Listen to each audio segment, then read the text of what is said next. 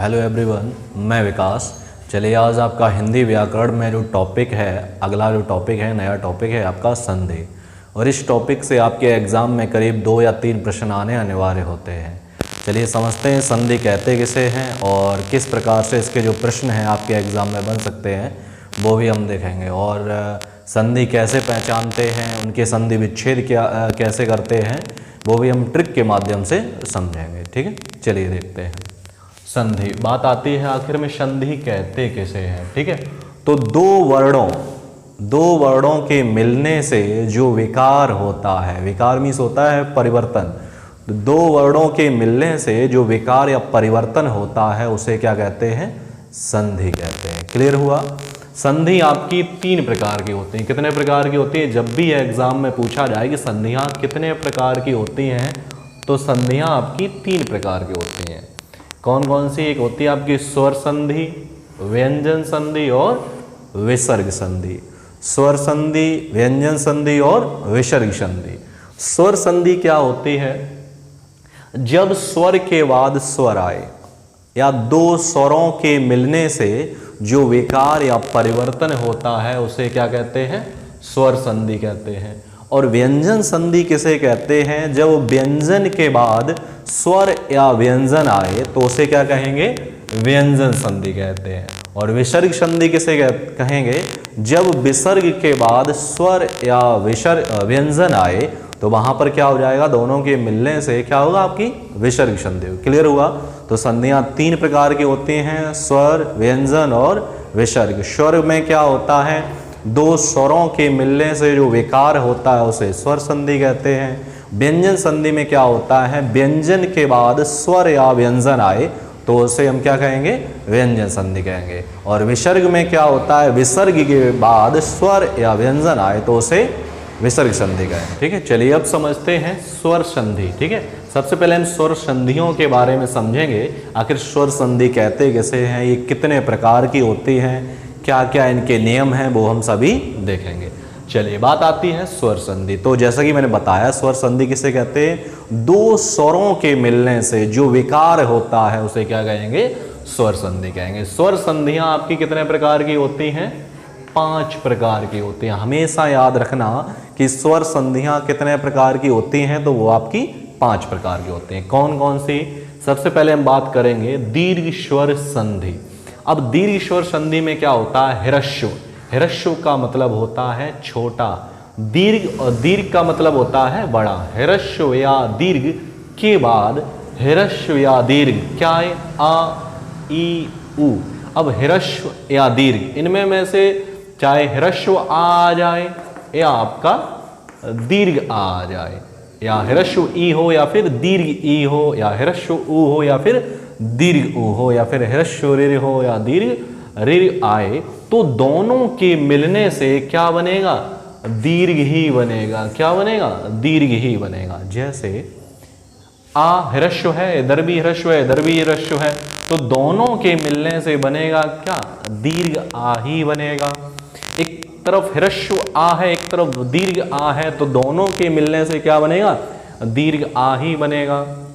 एक तरफ आपका दीर्घ आ है और दूसरी तरफ दीर्घ आ है, तो दोनों के मिलने से दीर्घ आ ही बनेगा। तो ये समझ में आया होगा कि चाहे दोनों तरफ ह्रस्व हो, या दोनों तरफ दीर्घ दीर्घ हो, या फिर दोनों तरफ, एक तरफ ह्रस्व हो एक तरफ दीर्घ हो, बनेंगे वो आपके दीर्घ ही। ठीक है, इसी प्रकार ई है, ह्रस्व ई और प्लस दीर्घ ई, दीर्घ ई बनेगी। ह्रस्व ई और ह्रस्व ई दोनों के मिलने से दीर्घ ई, दीर्घ ई और दीर्घ ई के मिलने से दीर्घ ई। इसी प्रकार ह्रस्व उ और ह्रस्व उ के मिलने से दीर्घ उ।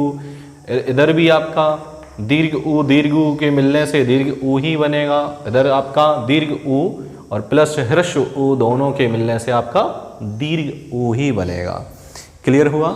चलिए अब इसके कुछ उदाहरण जो दिए गए हैं, 2 एग्जाम्पल समझ लेते हैं।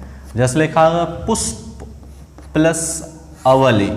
अब यहाँ पे पहले पद का अंतिम वर्ण और दूसरे पद का पहला वर्ण, इसमें पुष्प यानी आ रहा है और इधर भी आपका क्या आ रहा है? आ। तो दोनों ह्रस्व आ रहे हैं, दोनों के मिलने से बनेगा क्या?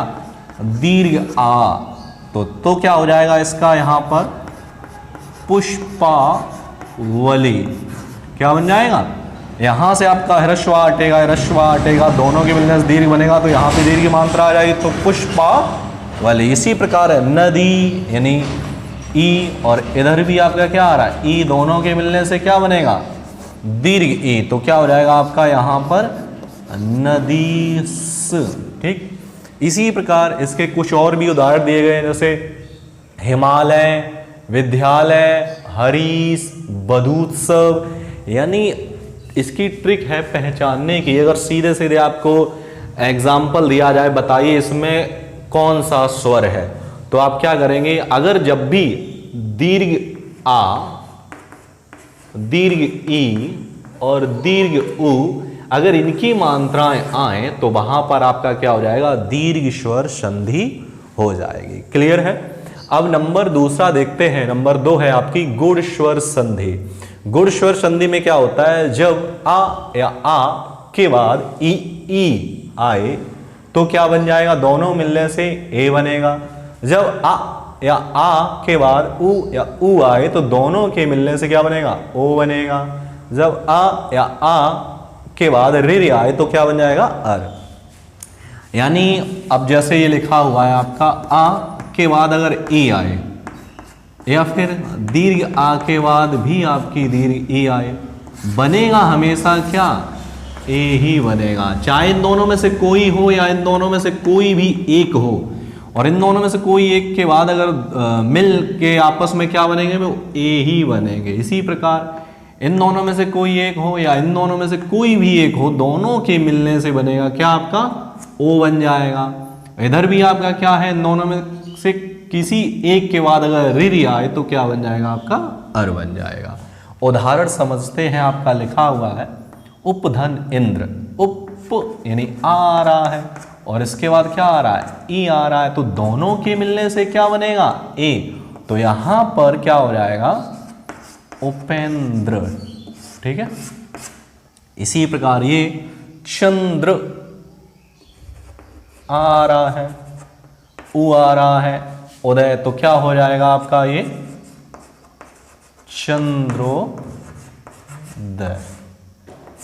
और भी इसके एग्जाम्पल लिखे हुए हैं, जैसे लिखा है उपेंद्र, गणेश, महोत्सव, देवर्षि, गंगोर्मी। यानी एक ही मात्रा या फिर ओ की मात्रा, एक ही मात्रा आए या फिर ओ की मात्रा आए या फिर अर आ जाए, तो दोनों के मिलने से आपका बनेगा क्या, आपका यानी ये पहचान है कि अगर एक ही मात्रा हो या फिर ओ की मात्रा फिर अर आ जाए तो वहां आपकी कौन संधि हो जाएगी, गुण स्वर संधि हो जाएगी। ठीक है। चलिए एक बार फिर से रिवीजन करते हैं, रिपीट करते हैं। संधि आखिर में संधि किसे कहते हैं, तो दो स्वरों के मिलने से या दो वर्णों के मिलने से जो विकार या परिवर्तन होता है उसे क्या कहते हैं, संधि कहते हैं। और संधियां भी कितने प्रकार की होती हैं, 3, स्वर, व्यंजन और विसर्ग संधि। स्वर संधि आपकी कितने प्रकार की होती है, अगर बात की जाए तो स्वर संधियां आपकी 5 प्रकार की होती है। नंबर 1 है आपका दीर्घ स्वर संधि। दीर्घ स्वर संधि में क्या होता है, ह्रस्व आ ई उ या दीर्घ आ ई उ रि के बाद ह्रस्व या दीर्घ, इनमें से कोई भी आए तो दोनों के मिलने से क्या बन जाएगा, दीर्घ आ, दीर्घ ई, दीर्घ उ और दीर्घ रि बन जाएगा। ठीक है। और पहचान क्या है, पहचान ये, अगर शब्दों में ह्रस्व दीर्घ आ, दीर्घ ई और दीर्घ उ और रि की अगर मात्रा आए तो वहां पर आपका क्या हो जाएगा, दीर्घ स्वर संधि हो जाएगी। इसी प्रकार अगली है आपकी गुण स्वर संधि में क्या होता है, जब आ या आ के बाद ई आए तो ए हो जाता है, जब आ या आ के बाद उ आए तो ओ हो जाता है, जब आ या आ के बाद रि आए तो क्या हो जाता है, दोनों के मिलने से अर हो जाता है। उदाहरण भी आपके दिए हैं। और पहचान इसकी क्या है कि अगर एक ही मात्रा अगर आपको देखने को मिल रही है शब्दों में, ए या फिर ओ या फिर आपका अर आ रहा है, तो वहां पर आपका क्या हो जाएगा, गुण स्वर संधि हो जाएगी। ठीक है। तो यहां पर हम अभी आपको इस वीडियो में केवल 2 संधियों के स्वर संधियों में केवल 2 संधियों को देखते हैं, दीर्घ स्वर संधि और गुण स्वर संधि। आगे मिलेंगे हम आपको अगले वीडियो में, तब तक के लिए धन्यवाद।